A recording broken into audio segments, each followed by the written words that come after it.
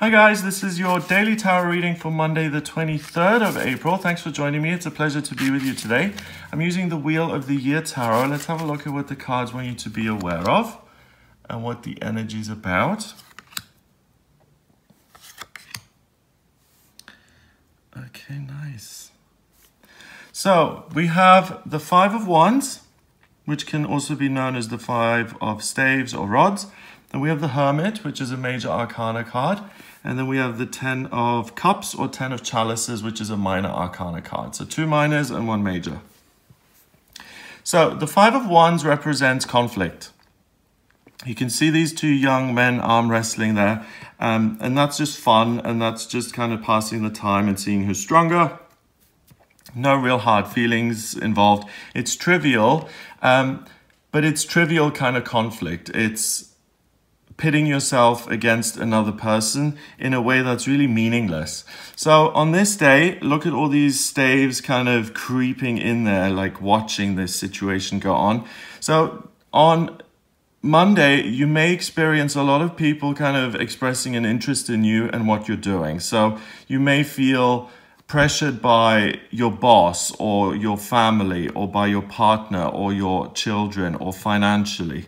There may be some sort of trivial kind of conflict that comes into your life, and you will feel like you have to make a show of strength, and you'll feel obligated to say, I can deal with this, I can handle it, I will do all of this. And what you're going to feel obligated to do is to deal with every single problem today. Now that's a lot to deal with. You can't sort out your family and your boss and your finances and your kids and your health and everything in one day, okay? So ultimately, there is a lot going on. It's a really, really busy start to the week. And there's certain external forces and pressures on you that you feel compelled to stand up to. I mean, the other option you could take is to run off. You know, if this guy comes up to you and says, hey, do you want to arm wrestle? He could have said, no, I don't want to. I'm busy doing something else. But on this day, he feels obligated to prove himself in some sort of a way. And that's how you feel as well. You feel like if there is a problem that comes into my life, I'm an adult, I have to prove that I can deal with this. And why do you have to prove that? Who do you have to prove that to? Ask yourself, who are you proving yourself to, really? Is it that you get the approval of your parents or the approval of the boss? Because that's what it's really about. The proving yourself is so that you can show others how capable and competent you are. What's going to work much better for you is, rather than externally reacting to all of these things that come into your life and bother you and trying to derail you, what's going to work much better is if you go into hermit mode. And that doesn't mean you have to lock yourself away and age terribly and move to Norway and start to learn runes. But it simply means that rather than listening to the outer voice, the outer sun up here, and the energy and sun encased in all of these different ones, instead, you shine that light onto yourself. And you shine that light onto hidden secrets, which are within yourself. And you become the expert. You get all of the information. And through thinking for yourself and analyzing and breaking it down in your own way, you will make sense of it. You will understand things. And then you can take action without any conflict. And it's really important that you set the agenda today rather than letting other people set the agenda. Because if you go into the day, la-di-da, let's see what happens today, then you'll be bombarded with loads of people saying, okay, financially, I need this from you because the house needs a new balcony, or I feel really neglected. You haven't given me flowers or asked me out for dinner in months, and I think this relationship is going nowhere. You know, those kind of external influences. So I know it can be difficult to kind of resist saying, okay, I'm going to sort everything out for you. But what's better is to actually look within and to say, okay, do they have a point? Should I sort this out?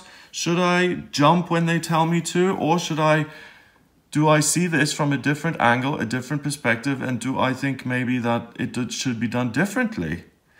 That's a nice little trick, by the way, in life. When someone asks something of you, and they ask you to do something, if you immediately jump and do it within seconds, that person will make a mental note and they'll say, oh, okay, if I want something done, that person is just going to jump and do whatever I want. But if you take your time and you'll say, do you know what, I'll get back to you on that. I've got a lot on today. I'll give it some thought and I'll give you an answer in a couple of hours or maybe tomorrow or a day from now. That is going to make you much more problematic in that person's head, because then they realize that you're someone who thinks for themselves and that you're not to be trifled with. In a relationship, if someone gives you an ultimatum and says, do you know what, if you don't start paying attention to me much more, I'm leaving. And you say, oh, of course I'm going to pay more attention to you. I don't want to lose you. Of course. Then that person has got you wrapped around their little finger. And that person then says, okay, now I've got my escape clause from this relationship. He promised that he was going to pay attention. Any time that I feel neglected, I'm just going to say it's over. So it breeds you complying immediately. It breeds discontent in a way. If that person says, do you know, if this relationship doesn't have more attention, it's over, then you can say, well, I hear what you're saying, first of all. I feel like I do give you attention, or what about the attention you give to me? Give me some time to maybe think about this. I'm not quite clear really what I can do about this or how I can make this better in the future. Maybe we should sit down together and see what this looks like and how you imagine it to be, rather than just immediately jumping. Do you see what I mean? It's not dragging it out, but putting yourself in the situation and just acknowledging to other people that, fine, they have their needs, but you also have your own needs and they need to be taken care of too. So if you listen to your inner light and you take that approach, then you'll really end up very, very happy today. So even if it seems like, oh my God, if I'm putting this person off, they will never speak to me again, or they'll never give me work, or that relationship is going to end, it's not going to end like that. I think because you kind of take care of yourself more and you listen to yourself more, people respect you more, and there's a real sense of positive feeling by the end of the day. The 10 of Cups is like the happy family unit. It's dreams coming true, it's wishes being fulfilled, it's longevity, it's permanence, it's happiness, it's community, it's financial stability, wealth. It's all of those things where people put pressure on you to get to that place. You're a 40-year-old man, you should get married, go get a wife. You are a 38-year-old woman, you haven't had a child yet. What are you doing? Have you, looked into that? Your son wants pets. Mommy, I want a pet, I want a pet, I want a pet. So it's all pressure, pressure, pressure. And that's what we see as dreams and things in our lives being stable and completed once we've worked for them. But what I'm saying here today, and what the cards are saying rather, is that if you go that route of everyone else telling you what to do and you try and do it so that you'll get there, you won't. But if you ignore some of these external requests instead, and you make space for yourself and you're true to yourself, then you realize these hopes and dreams. It's the opposite. You can't get what you want by people pleasing. You can only get what you want on this day by being firm and thinking about what's important to you and what's on your agenda. So really put yourself at the center of this day and refuse to let yourself be overwhelmed. Take things one step at a time and be very, very attuned to your own inner voice and your own meanings and your own responses to things, rather than just going, okay, I'll go for it, I'll engage, I'll cooperate, whatever it is. Don't just jump into things. Think for yourself. It's very important today. 10 and 9 is 19, and 5 is 24. 2 and 4 is 6, and 6 is a temporary opportunity. So you being kind of firm and seeing things crystal clear through this hermit energy, clearly I should say, you really have an opportunity to realize some of your hopes and dreams. But you're doing it your way, not by making everyone else happy. Instead, you're treating yourself well and you're making yourself happy.